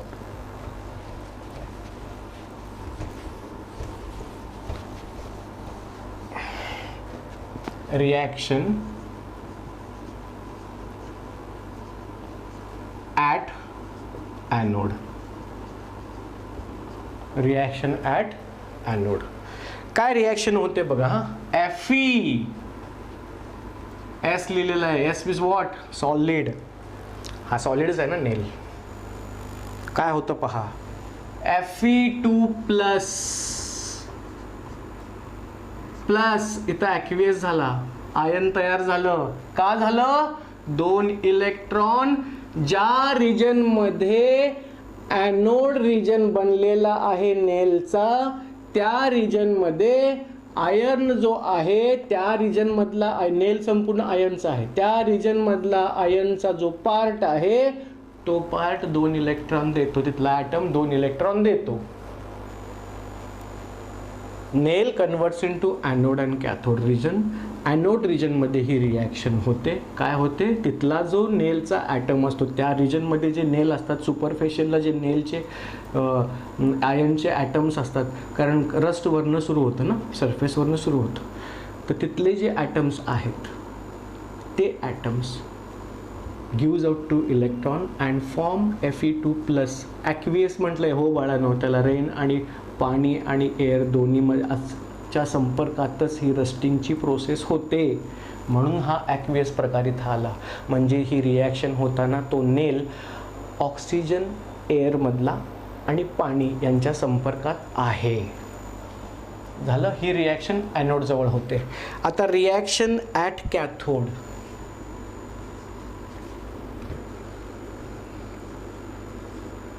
दिसत नसेल, I am very sorry. Reaction at cathode थोडं अस्पष्ट दिसत असेल पण लिहून घ्या, मला वाटतं दिसतंय तुम्हाला. हे रिॲक्शन ॲट कॅथोड काय होते, आता हे मी पुसतो बरं का. हे ॲनोड रिजन मी दाखवलं आहे तुम्हाला, आणि हे कॅथोड आहे. म्हणजे nail converts into 2 regions, anode आणि कॅथोड. हाचे त्या नेलचे भाग बनतात. Different parts of the nail gets formed there, anode and cathode असे 2 रिजन तयार होतात. ॲनोड रिजनमध्ये ही रिॲक्शन होते, आणि रिॲक्शन ॲट कॅथोड रिजन जो नेलवरचा असतो त्याच्यामध्ये काय रिॲक्शन होते पहा. तिथं O2 is reduced from water in the cathode region. लिहा, O2 oxygen, oxygen is reduced,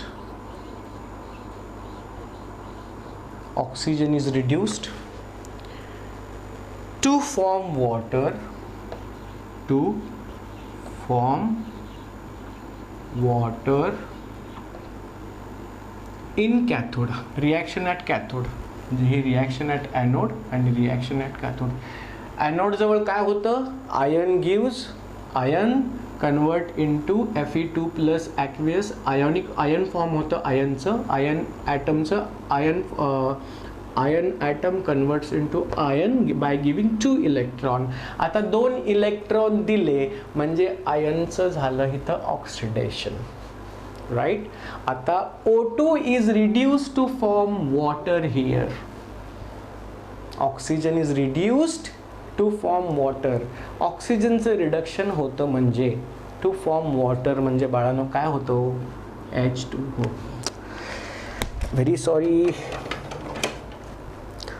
कधी कधी पेन वगैरे. 1-2 मिनटं.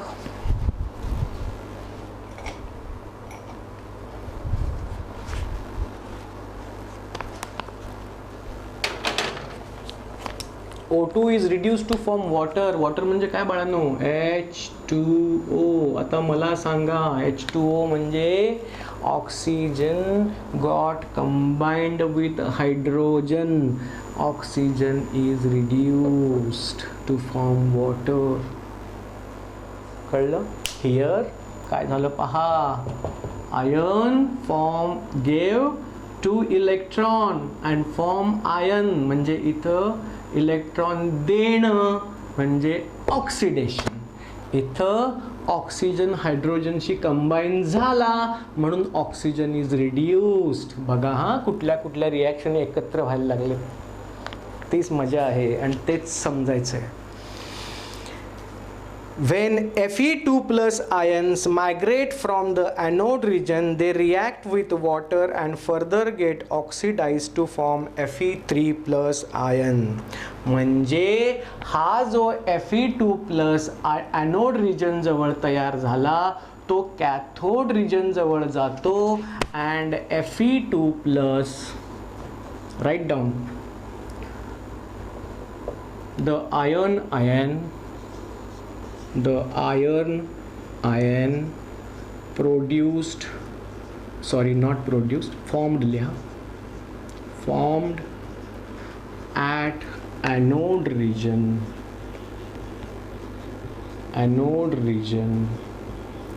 migrates to cathode. migrate म्हणजे स्थलांतर होणं.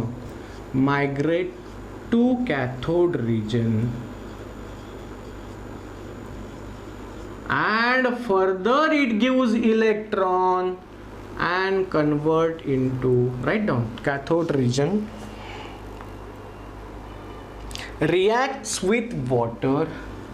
भरपूर आयन जातात म्हणून रिॲक्ट अनेक आहेत. अनेक असे Fe2 प्लस तिकडे जातात कॅथोडकडे. असे अनेक Fe2 प्लस कॅथोडकडे जातात, कॅथोड रिजनकडे जातात जिथं ही रिॲक्शन होते.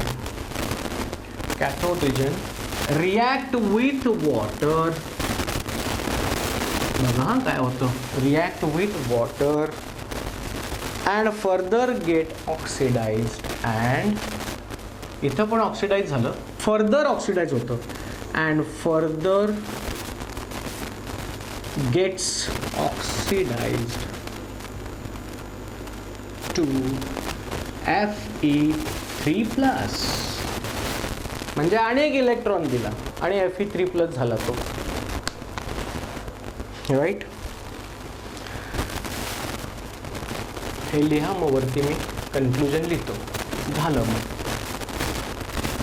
सगळ्या स्टेप्स तुम्हाला अगदी फोडून सांगितलेल्या आहेत, त्याच्या मागचं बेसिक पण सांगितलं आहे. परत पहा व्हिडिओ, तुम्हाला कळेल. काही अडचण असेल you can again talk to me. You can send WhatsApp. I will try to explain it again. ठीक आहे.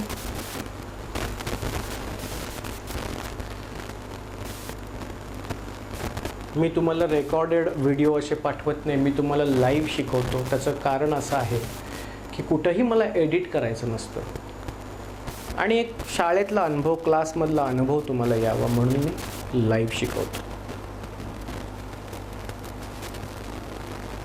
आणि मला पण ते नंतर एडिट वगैरे करावं लागतं आणि I don't need. I just want to give you whatever the lecture is happening. काही वेळा शिक्षक या नात्यानं शिकवताना काही चुका होतात आमच्या पण, लिहिताना वगैरे, बोलताना काही वेळा. It's okay, fine, it happens. But we can still correct it. मी बघतो कधी काय त्याच्यामध्ये एखादं चुकीचं असं माझ्या तोंडातनं काही गेलं का हे पण पाहतो मी. So there is no problem. And as of now there is no such.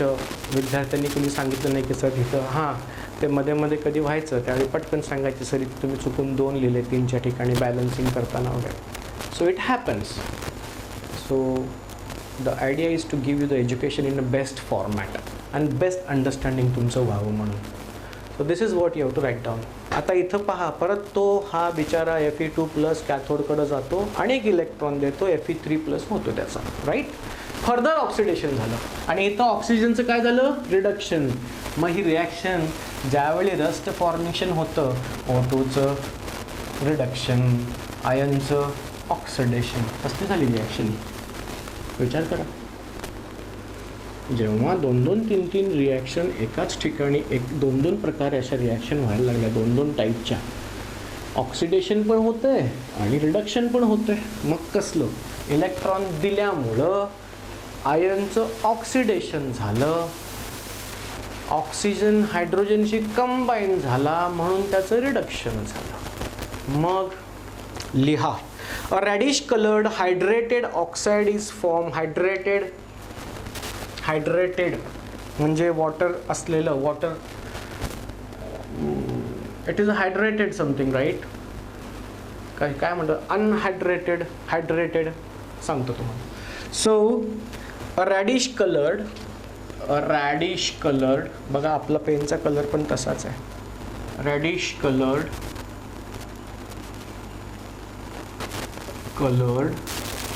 Hydrated, एवढं का सांगतात कोणास ठाऊक. Hydrated oxide is formed,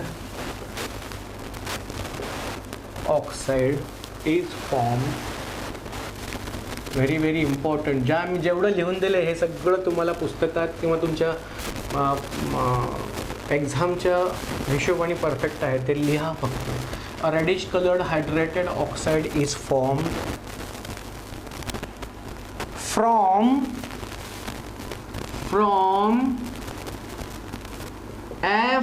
Fe3+ ions. बघा स्टेप्स लक्षात ठेवा, नाहीतर करोजनला तुम्ही एक्सप्लेन करू शकणार नाही. मी परत तुम्हाला सांगेन काय काय तुम्हाला याच्यामध्ये समराईज करायचं आहे. A reddish colored hydrated oxide is formed from Fe3+ ions. It is called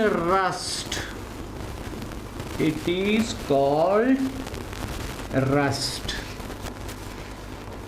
ज्याला आपण म्हणतो काय गंज लागलाय ना ते. It collects on the surface. It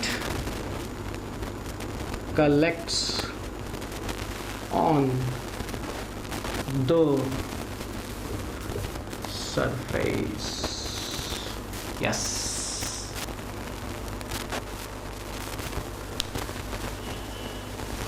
आता एवढं आपण मगाचपासनं हे लिहा पहिला, मग तुम्हाला पुढचं.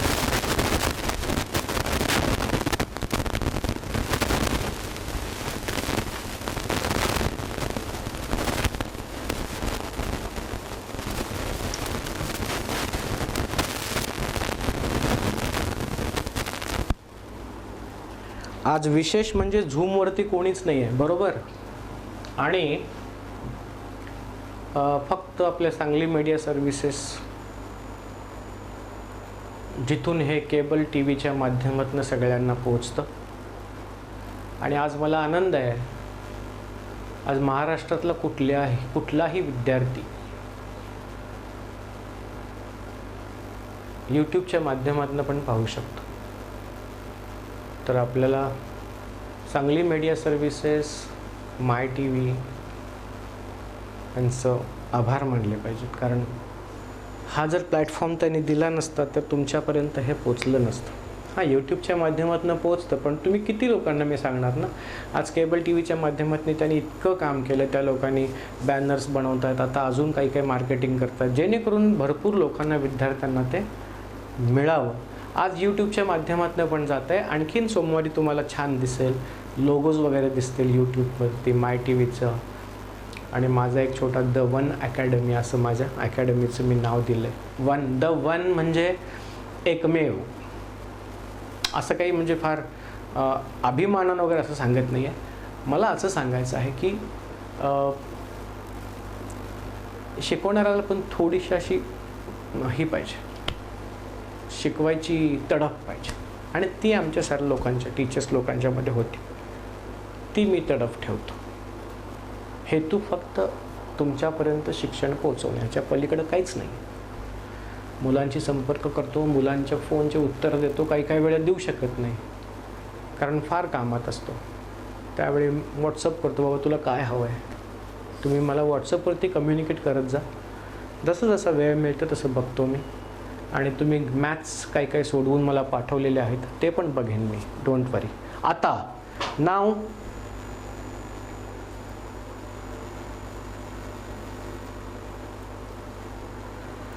कुणाला काही प्रॉब्लेम असतील, कदाचित कधी असं आवाज येत नाही किंवा काही प्रॉब्लेम येतो, त्यावेळी नथिंग टू वरी. तुमच्या यूट्यूबच्या माध्यमातून तुम्हाला परत त्याची लिंक मी पाठवत जाईन, रेकॉर्डिंग लागत जाईल. कधी आवाज कमी जास्त होतो, आपल्या तिथं केबल ऑपरेटर तुमचे जे असतात त्यांना फोन करा, तिथं काही अडचण असू शकेल. कारण एकाच ठिकाणाहून जर मला असं मेसेज आला की सर आता आवाज येत नाही, मी एकाच व्यक्तीचा हे बघून फीडबॅक बघून I can not process. Okay, आहे तो सेटअपमध्ये काही मी हालचाल करत नाही, त्याच्यामुळं आवाज न येणं असं काही कारण नाही आहे. श्रुती जरा बाळा तू मला मेसेज कर आणि मला सांग आवाजामध्ये काही प्रॉब्लेम असेल तर मेसेज करा मला, डोंट कॉल मी. ओके, सगळ्यांना ते डिस्टर्ब होतं. तर आता जी रिॲक्शन्स आतापर्यंत केली तुम्ही इथंपर्यंत लिहिला, त्याचं मी आता समरी करतो. बघा 4 गोष्टींमध्ये कसं. सगळ्यात पहिल्यांदा ॲक्टिव्हिटी केली, बरोबर. ती ॲक्टिव्हिटी केल्यानंतर आपण हे पाहिलं की पहिल्या ॲक्टिव्हिटीमध्ये ऑइल टाकलं होतं पाण्यामध्ये, त्याच्यामध्ये नेल होता. दुसऱ्या दुसऱ्या टेस्ट ट्यूबमध्ये फक्त नेल होता, पाणी नव्हतं. तिसऱ्या टेस्ट ट्यूबमध्ये सॉल्ट, वॉटर आणि नेल. तिसऱ्या याच्यामध्ये झाकण लावलेली टेस्ट ट्यूब. आमची श्रुती मॅडमनी सांगितलं सर तिथं झाकण आहे, बरं. झाकण लावलेली टेस्ट ट्यूब, त्याच्यामध्ये कॅल्शियम क्लोराईड अनहायड्रस. तो कॅल्शियम क्लोराईड अनहायड्रस त्याच्यामध्ये का ठेवला आहे ते पण मला तुम्ही सांगायचं, विचार करा. आणि त्याच्यानंतर मी आणखीन एक टेस्ट ट्यूब तुम्हाला दिली होती ज्याच्यामध्ये अनहायड्रस कॅल्शियम क्लोराईड आहे आणि ती ओपन आहे. ठीक आहे, असे ती पुस्तकात 4 दिलेत, काहीतरी आपण 6 केल्या, विचार करा. त्याच्यानंतर पुस्तकामध्ये कन्क्लुजन असं दिलं की मित्रांनो, वरची तुम्ही जी ॲक्टिव्हिटी केलात त्याच्यामध्ये एक गोष्ट लक्षात ठेवा, जिथं नेल पाणी, that is water and air, if it is coming in contact with water and air, that nail is showing reddish colored layer on it. आपल्या सरफेसवरती रेडिश कलरचा लेअर दाखवतो. and then they are telling when the nail or metallic surface comes in contact with oxygen, that is which is present in air and water, formation of rust takes place. You see a reddish colored layer on the metallic surface and that is called as rust. rust ची definition झाली. आता chemical formation काय, chemical reaction काय, हे formation कशा पद्धतीने होतं, it's a chemical formation. Chemical reaction मधून ते फॉर्मेशन होतं म्हणून chemical formation, chemically formed. Rust is chemically formed.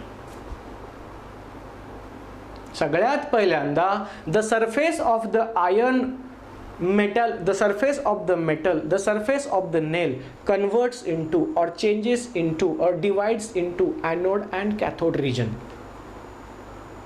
का हे नंतर तुम्हाला मी सांगेन, बिकॉज डीप मध्ये जायची आवश्यकता नहीं. एनोड आणि कैथोड कशाला म्हणतात ते तुम्हाला सांगितलंय मी.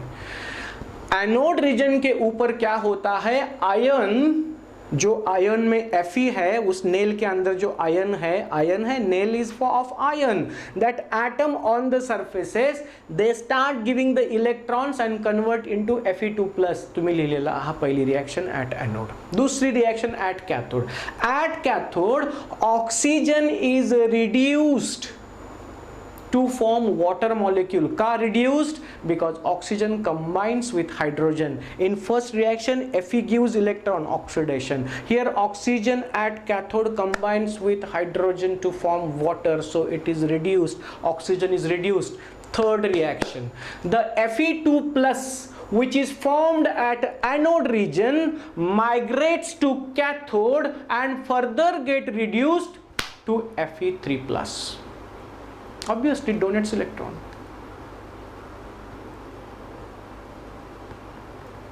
And that is how a reddish colored hydrated oxide is formed from Fe3 plus ions. It is called rust. It collects on the surface. हे 4 स्टेप्स तुम्हाला सांगायचे आहेत करोजनच्या मध्ये. सगळ्यात पहिल्यांदा what is corrosion, how it is formed. Simple question, what is corrosion? When a metallic surface exposed for long time to the air and water or moisture present in the air, a reddish colored deposit can be observed on the metallic surface. That reddish colored deposit is called as rust. How it forms? The metallic surface converts into different regions, anode and cathode. At anode, Fe atom converts into Fe2 plus ions by giving 2 electrons. At cathode, oxygen is reduced to form H2O because O2 combines with hydrogen. And third step, Fe2 plus ions migrate from anode to cathode and reduce to Fe3 plus. झालं 3 step. 4 सांगितल्या गोष्टी. 5वी step, a reddish coloured hydrated. 5वी step म्हणजे सगळ्यात पहिला करोजनची definition.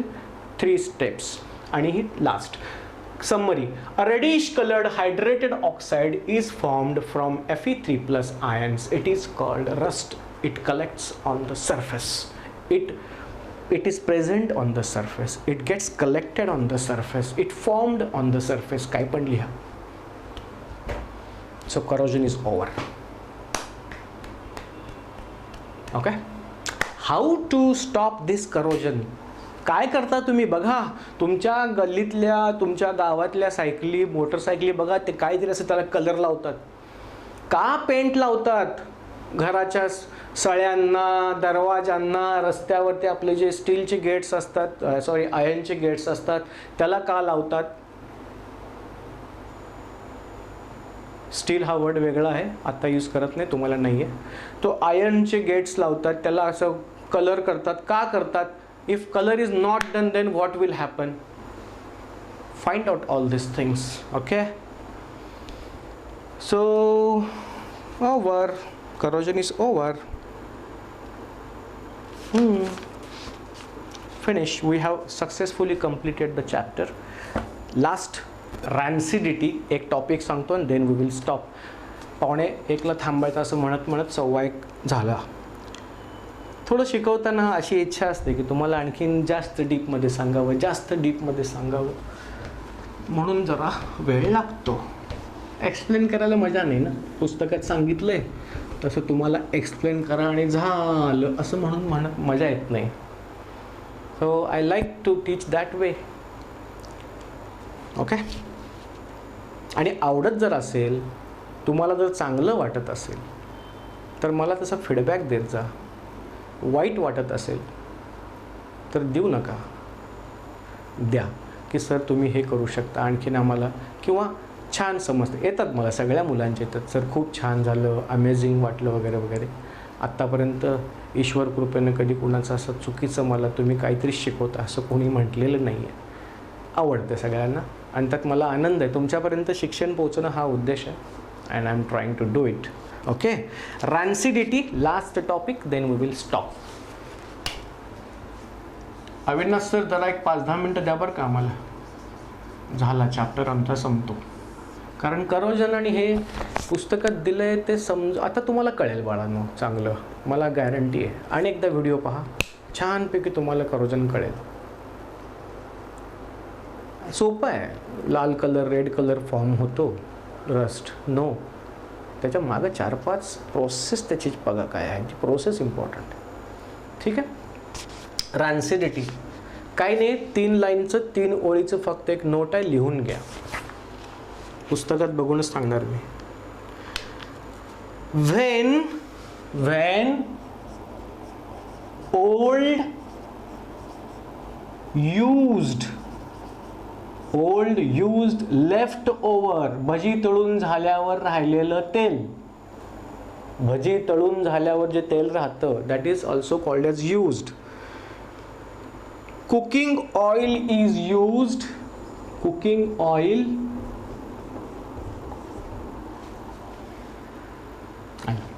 कुकली तो cooking oil is used for making food stuff. आता बिर्याणीमध्ये तुम्ही जर हे पाणी हे असलं राहिलेलं भजी तळून राहिलेलं जर तेल तुम्ही जर बिर्याणीसाठी किंवा इतर कुठल्या तरी गोष्टीसाठी वापरला, स्मेल येतं पहा. किंवा तळून ठेवलेला एखादा पदार्थ, anything which is fried kept for longer time, you can get some foul smell. You get some smell which is not comfortable. like आई, तुमच्या आईला माहित आहे चांगलं आहे. It is found to have foul odor called rancidity. It is found, पुस्तकातली definition दिले लिहा. It is found to have, सांगतो काय आहे त्याचा अर्थ. फाऊल स्मेल, फाऊल ओडर लिहा. पुस्तक महाशय नाराज व्हायला नकोत. To have foul odour call रॅन्सिडिटी.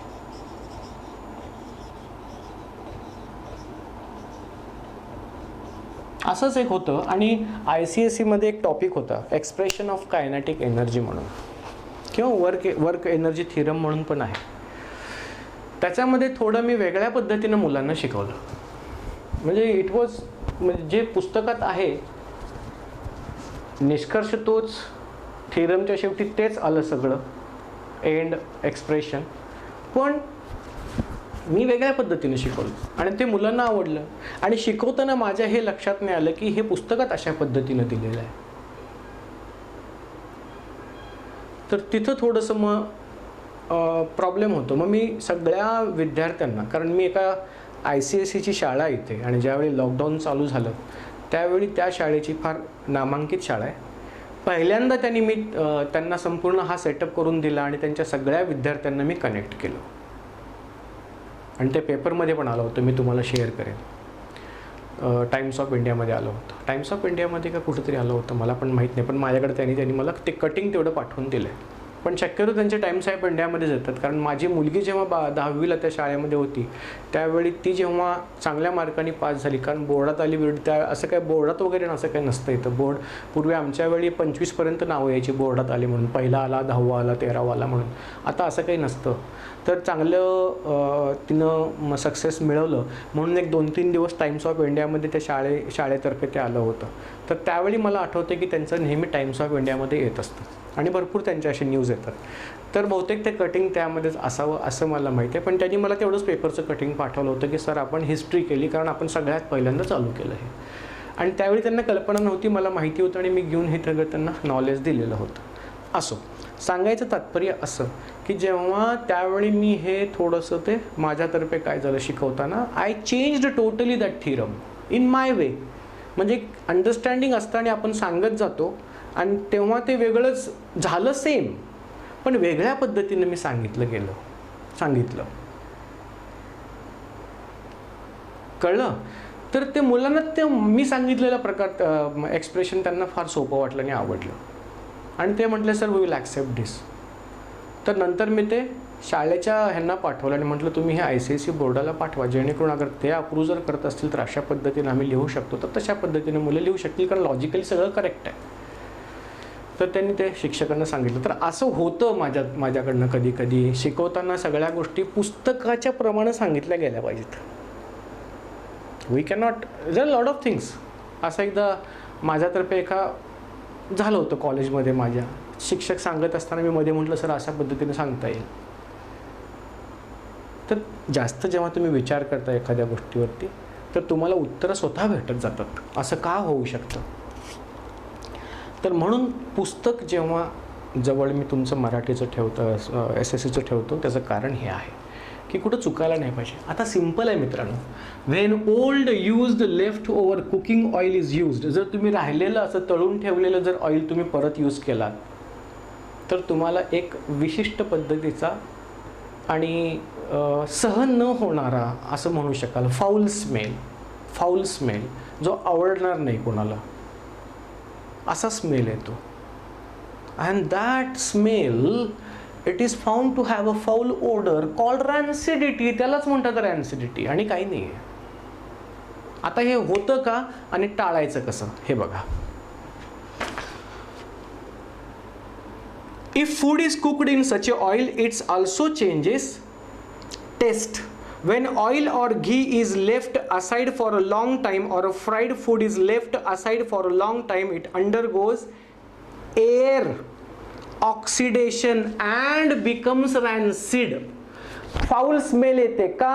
That is called rancidity. रॅन्सिडिटी म्हणजे काय? रॅन्सिड झाल्यामुळं रॅन्सिडिटी. मासे फूड जे खूप दिवसांनी ठेवलेले असतात, घी पण खूप दिवसांनी ठेवा, एक विशिष्ट पद्धतीचा वास येतो कारण एअरशी संपर्कात आल्यामुळं ऑक्सिडेशन होतं आणि it becomes rancid which gives foul smell. Rancidity in the food stuff cooked in oil or ghee is prevented by using antioxidants. Antioxidants means those substances which do not allow oxidation. Antioxidants. The process of oxidation reaction of food stuff can also be slowed down by storing it in airtight container. Simple. आता सगळ्यात पहिल्यांदा left over food वगैरे जे fried food असतं ते घी वगैरे असेच ठेवलेलं, लेफ्ट ओव्हर घी ठेवलेलं असं खूप वर्ष असं कोणतरी असं ठेवलेलं, ते जर एअरच्या संपर्कात आलं की एअर ऑक्सिडेशन होतं आणि इट बिकम्स रॅन्सिड आणि ते बरं वाटत नाही खायला, फाऊल स्मेल येतो ॲज रिटन हिअर. तर हे टाळू कसं शकता तुम्ही? एकतर एअरटाईट कंटेनर लावा. The food stuff cooked in oil or ghee is prevented bye using antioxidants. ते कसं करतात आणि काय करतात त्याच्यामध्ये जायला नको, पण असे जे तळलेले पदार्थ असतात त्यांच्यामधनं असा फाऊल स्मेल येऊ नये म्हणून अँटीऑक्सिडंट्स यूज करतात. एवढीच गोष्ट लक्षात ठेवा, बरोबर. त्याच्यानंतर आणखीन लास्ट, एअरटाईट कंटेनरमध्ये जर घी वगैरे ठेवलं तर असं तो त्याच्यामधनं फाऊल स्मेल येणार नाही आणि हा प्रकार घडणार नाही. मॅटर खतम. You can write down how you can prevent the rancidity, how you can prevent that using a airtight container and by using antioxidants. Chapter is over. Each and everything I have taught you. आणि वेळ याच्यासाठी लागला की काही ठिकाणी मी तुम्हाला फार डीपमध्ये काही गोष्टी जसं करोजनचं सांगायचा प्रयत्न केला. ॲक्च्युली काय असतं आणि आपण कसं लिहायला पाहिजे पुस्तकाच्या स्वरूपात प्रत्येक स्टेप तुम्हाला समजावून सांगितलेली आहे. नाही कळलं असेल कधीही तुम्ही शंका विचारू शकता, मी सॉल्व करेन. आज जरा खूप वेळ घेतला कारण चॅप्टर संपवायचा होता, कारण हे 2 पॉईंट महत्त्वाचे आहेत. बाय, थँक्यू, स्टे ब्लेस्ड, काळजी घ्या.